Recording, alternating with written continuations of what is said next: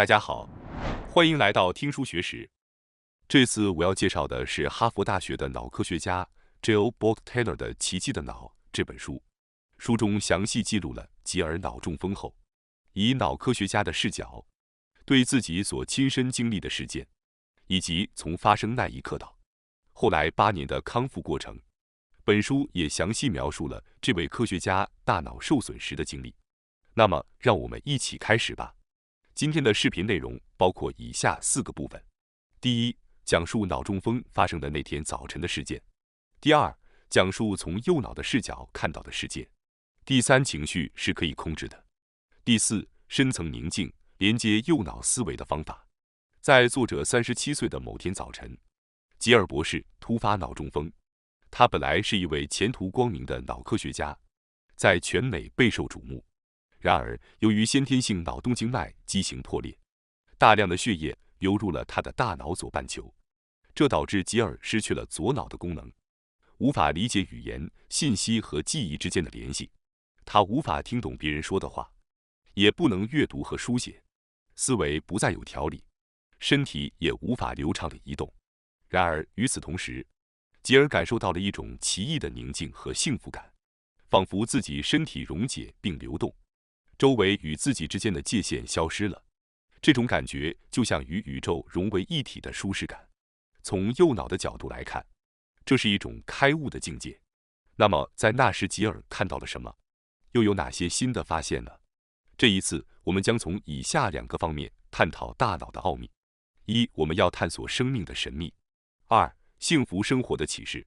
在哈佛大学担任脑神经科学专家的吉尔·博尔特·泰勒博士，他决定成为脑科学家的契机源于他患有精神分裂症的哥哥。尽管兄妹俩的生活经历相同，但他们所感知的世界为何如此不同？这差异的根源是什么？出于对这个问题的探究，吉尔选择了脑神经科学的道路。作为一名出色的研究人员，他在年轻时就已取得了巨大成就，不仅担任全美精神疾病联盟的理事，还活跃在脑科学的前沿。然而，在37岁的那个早晨，吉尔的生活发生了巨变。究竟发生了什么？他从中又获得了哪些人生启示？那么，让我们先来介绍第一部分：吉尔中风发生的那天早晨的事件吧。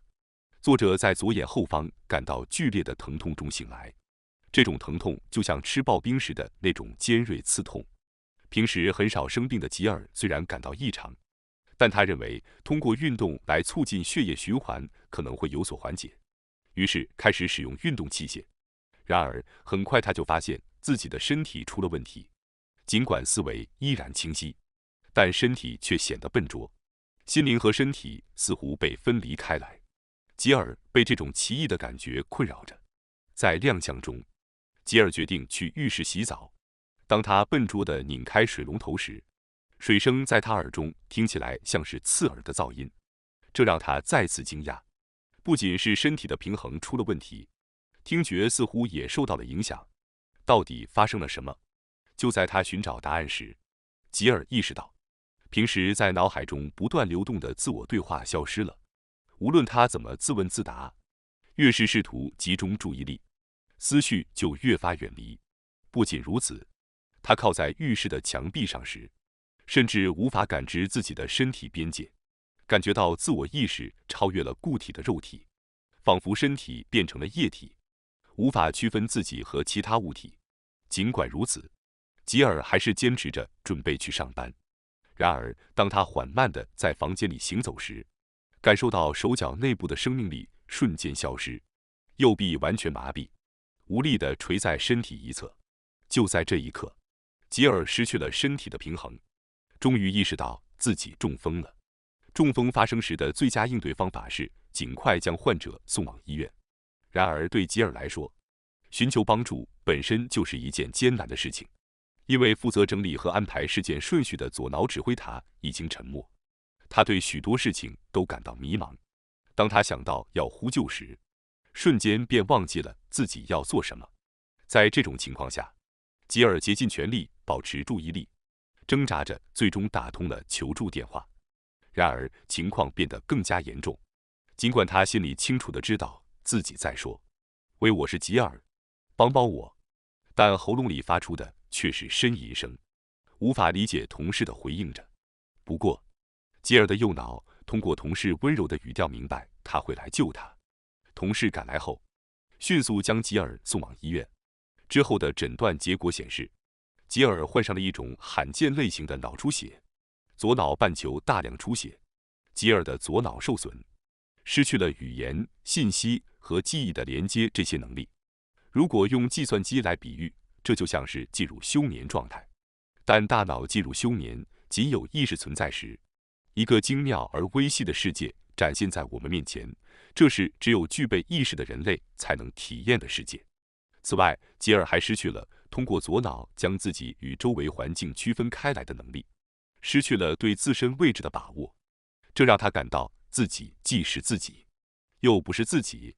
他感觉吉尔伯尔特·泰勒已经不存在，无法再回来。但与此同时，吉尔却感到一种极度的幸福。失去三维现实感后，体验到了自我与他人之间的界限消失，他的意识与宇宙融为一体。这是右脑功能让吉尔看到的世界。那么，吉尔在这过程中感受到了什么？让我们更详细的了解一下。接下来，让我们来看第二部分，从右脑视角看到的世界。吉尔的左脑受损后，他的意识发生了巨大的变化，从左脑的做的意识转变为右脑的在的意识。这种感觉就像在美丽的大自然中漫步，他无法再想象过去或未来，所有的一切都只是当下的存在。左脑和右脑所看到的不同世界。以前他总是用头脑思考别人会怎么想，不想失败等，因此充满了不安，却没有想到在大脑的另一侧，原本就有这样一个宁静和平和的世界。作者失去了用言语思考和分析判断的能力，只剩下与宇宙融为一体的极乐感受。吉尔感觉自己像是由数万亿个粒子组成的振动体，静静地流动着。他不再是一个与他人分离的个体，因此也不再感到孤独或寂寞。他看到的世界中所有的能量似乎都在一起混合交融。他意识到，我只是自己想象的产物，它只是宇宙中的一部分。这种感觉让他深刻地感受到平静和放松。由于语言中枢的损伤，吉尔无法理解阅读、写作或别人的言语，但他却从说话者的面部表情和手势中读到更多的信息。他对能量的流动和他人的情感也变得更加敏锐。这是因为右脑超越了左脑的局限，能够感知和解读能量。因此，吉尔能够亲身感受到给予他能量和吸取他能量的人。他能够看穿护理他的人是否试图与他心灵相通。当探望他的人表现出积极的能量时，他会感到高兴。相反，面对那些过度担忧或散发负面能量的人时，他感到痛苦。后来，吉尔与母亲一起生活，接受手术并逐渐恢复。他重新学习了如何走路、说话、阅读和写作。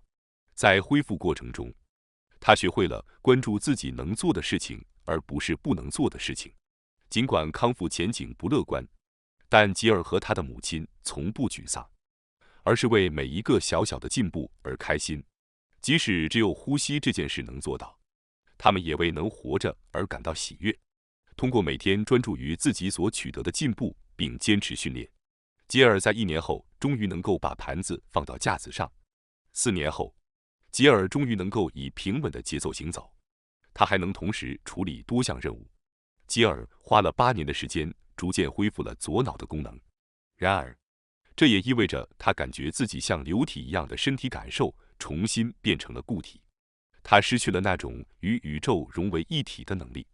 此外，手术后，他的语言中枢恢复，脑海中的对话也再次出现，内心开始出现自我否定的声音。面对这种情况，吉尔有意识地选择连接右脑的回路，以避免情绪低落。吉尔不想失去中风时获得的那种与宇宙连接的感觉。通过这次经历，吉尔明白了自己可以有意识地控制情绪，可以选择想要连接的回路，并随时选择右脑那种平静而幸福的状态。接下来第3部分，我们将进一步介绍这个方法。情绪是可以控制的。吉尔通过中风体验到了左右脑截然不同的性质和价值判断。在中风之前，吉尔的性格深受左脑所主导的判断和分析特征的影响。他习惯于用逻辑和理性来处理问题，往往会过多地关注细节和结果。左脑认真且勤奋，基于过去所学做出决策，并将所有事情判断为对或错、好或坏。通过批判性的判断和分析，左脑不断将自己与他人比较。然而，左脑也让我们知道我是谁，因此我们能够作为一个独立的个体在这个世界上生存下去。另一方面，在经历了中风后，他的右脑功能得以显现，他开始发现了一种截然不同的感受和体验。右脑带给他的是一种宁静和平和的世界。右脑的特点是深深的内在平静和充满爱的共鸣。它不会将自我与他者区分开来，而是使自我与世界融为一体。右脑可以让他更加专注于当下，享受每一个瞬间的美好，对生活、所有人和事物充满感激之情，因为右脑不会做出好坏、对错的判断。此外，右脑能够直观地感知能量的流动，尽管医学上尚未解明为什么，像灵性、风水、针灸等疗法有效。但吉尔根据自己的经验，几乎可以确定这是因为右脑的作用。右脑的这种特性让人感受到与整个宇宙的连接。当左脑受损时，右脑的作用变得更加明显。这种意识的转变使人体验到一种前所未有的平静与幸福。这种感觉类似于在大自然中漫步，感受风吹过脸庞，听鸟儿歌唱，看到树叶在微风中摇曳的那种纯粹的存在感。在这种状态下，过去的忧虑和未来的担忧都不再重要，只有此时此刻的美好。值得一提的是，研究表明，当人们进行冥想或祈祷时，左脑的语言中枢活动会减少，脑中的喋喋不休会停止。此外，左脑负责界限识别的区域活动也会减少，这会让人失去自我起始和终止的位置感，从而更加感受到与周围环境的融为一体。大家是否曾经历过，大脑告诉您要做某件事，而心却传达完全相反的信息？这种内在的冲突常常让人感到困惑和焦虑。吉尔认为，关键在于保持这两者的平衡。右脑的共情和直觉能力可以带来内在的平和，而左脑的逻辑和分析能力则帮助我们在现实生活中做出明智的决策。拥有右脑充满慈爱的认知能力，同时左脑发挥具体的指导行动，这两者的结合才使我们能够过上美好的生活。我们可以随时根据自己的意愿连接这些脑回路。例如，当不愉快的事情发生时，与其连接愤怒的回路，不如选择连接右脑的思维，这样可以获得内心的深度平静。愤怒反应是一种自动的大脑反应，当愤怒被激发时，脑中会释放化学物质，引起生理反应。然而，这些愤怒成分在90秒内就会从血液中消失。如果90秒之后愤怒仍在持续，那是因为我们选择让这个回路继续发挥作用。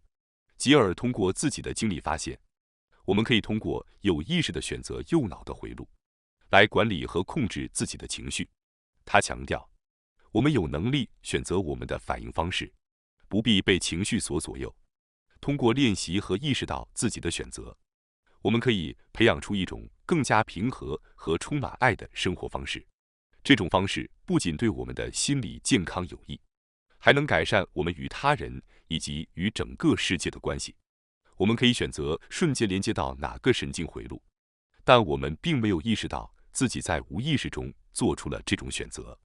因为顺从已经编程好的反应比较轻松，所以在不知不觉中就与那些回路连接了。然而，通过关注这些选择，我们可以重新选择自己想要连接的回路。吉尔提到，心灵会专注于他正在寻找的东西，使用特定回路的次数越多，或者花费更多时间在特定思维上，这些回路或思维模式就越容易被外部的轻微刺激激活。如果理解了大脑的这种特性，我们就能看到自己总是陷入类似的思维模式，并能将其积极的利用。吉尔在脑中风之前，认为自己无法选择如何回应涌现的负面情感，但他发现，如果能忍耐大脑自动反应引发的最初90秒，那种情感就会消退。这意味着我们可以选择自己在世界中的状态。知道这一点并掌握手中的缰绳，是吉尔通过这本书想传达的一个信息。其中作者特别提到的，对于他的恢复，睡眠的治愈力是至关重要的。虽然世界各地的康复设施都在使用各种方法，但他仍将大力提倡睡眠对大脑的益处。接下来第4部分，我们将介绍与右脑意识连接的方法。吉尔提到，与右脑意识连接的第一步是将意识集中在当下，为此需要有意识地让心灵放松下来。当您注意到不想要的思维时，可以试着请他们暂时安静下来，特别是要注意脑中的自言自语。如果左脑开始进行不愉快的对话时，您可以带着情感，有时甚至带着手势，对他说这个话题结束了。而且有趣的是，吉尔将那些破坏宁静的唠叨细胞起了一个绰号。当脑中的唠叨变得无法控制时，吉尔会指定一个时间，让他们尽情发牢骚。但时间一过，牢骚就被禁止了。通过这种方式，细胞们会领会到不应该陷入负面思维循环的信息。此外，将注意力集中在呼吸或感官上，也有助于回到右脑意识中，注意当下的体验。例如，您在做什么？喝或吃东西时，它们的触感和口中的感觉。刺激嗅觉也是改变心情的好方法。比如，点燃有香味的蜡烛，用香草、玫瑰、杏仁等愉悦的气味把自己带回当下，或者听喜欢的音乐，将注意力集中在皮肤的触感上也很有帮助。吉尔习惯于抽取天使卡来保持与宇宙的联系。这些卡牌通常包含了美丽的插图和积极的信息。吉尔会在一天中关注天使卡上的话语，通过这种方式，他把对自己重要的信息记在心中，对宇宙保持开放的态度，并让自己回到宽容的心境。吉尔从中风的经历中获得的最大恩惠是他能够增强内心的喜悦。他感到自己被宇宙的织锦包围，体验到生活的美好，感受到事物的本来面貌之美，这带给了吉尔无与伦比的喜悦。您觉得如何？从大脑的角度来看，我们是否重新思考了生命的神秘？吉尔将人体称为生命的杰作和珍贵的礼物，想到数十万亿个细胞携手合作，让我们能够体验人生，再次对自己的身体充满了感激之情。